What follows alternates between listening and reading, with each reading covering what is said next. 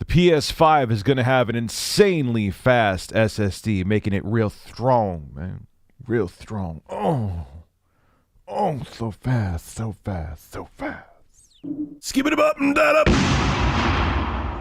So for this generation, one of the biggest things that Microsoft and especially Sony have been touting is their solid-state drives. They're going to be insanely fast. As a matter of fact, the Sony solid-state drive in the PlayStation 5 is going to be able to read 5.5 gigabytes a second. The Xbox Series X's solid-state drive is going to be doing a little less than half that, 2.4 gigabytes a second. So that's going to be quick. Even the Series X is going to be quick, but the PlayStation 5 solid-state drive is a real big deal, and developers are talking about it. It's not just storage. It brings gaming to a whole new level. I sound like I'm doing a PlayStation 5 infomercial, but it's true. Here are what some devs are saying about the PlayStation 5 solid-state drive. This comes from a Sony blog post. I'll read you some of their statements, and then we will discuss. This is Brian Horton, the creative director of Marvel's Spider-Man Miles Morales. This is what he had to say. Beyond near-instant loading and fast travel, the SSD and its speed allow us to more quickly load and display more detailed assets. This should lead to the city looking better than ever, and this is just the beginning for our team unlocking those possibilities. It's a fundamental change that we can't wait to take more advantage of in the years to come. This is what Gavin Moore, the creative director of Sony Interactive Entertainment Japan Studio, had to say. He's working on the Demon's Souls remake. As developers of Demon's Souls, we are already changing the way we think about the SSD.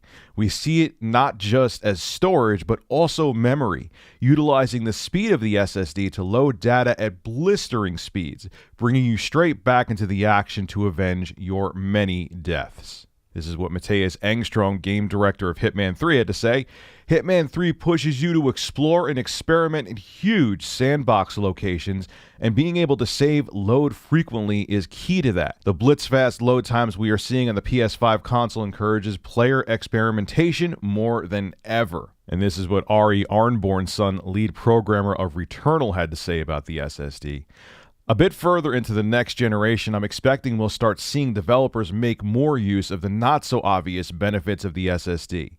This is what excites me the most. What does it mean for developers when everything can be loaded from the disk that fast? Will we even need the concept of levels anymore? The possibilities for this tech are exciting for me as a developer and exhilarating for me as a gamer. So the SSDs, especially in the PlayStation 5, seem like a big deal. And I'm excited to see what developers do with this insanely fast storage speeds. And it'll be interesting to see. Now, we've heard that third-party games are going to look better on the Series X. But as time goes on, maybe that'll shift where third-party games start to look better on the PS5, because next-gen games further down the line will need faster SSDs. We see that NVIDIA, inside of their next-gen GPUs, are doing something to help decompress and compress data for large games, so you get quicker load times. So it's really interesting to see what's going on. Yes, by the way, I'm getting a 3080. I'm not going to get a 3090 RTX card from NVIDIA, side note. But yeah, storage is becoming a big deal, and what it seems like developers are going to use, and I heard the reason why Sony and Microsoft went with super fast storage is because to put 64 gigabytes of system memory or 128 gigabytes of system memory in the next-gen consoles would have shot up the price, and it was better to just go with super fast storage that developers can use that as basically virtual RAM.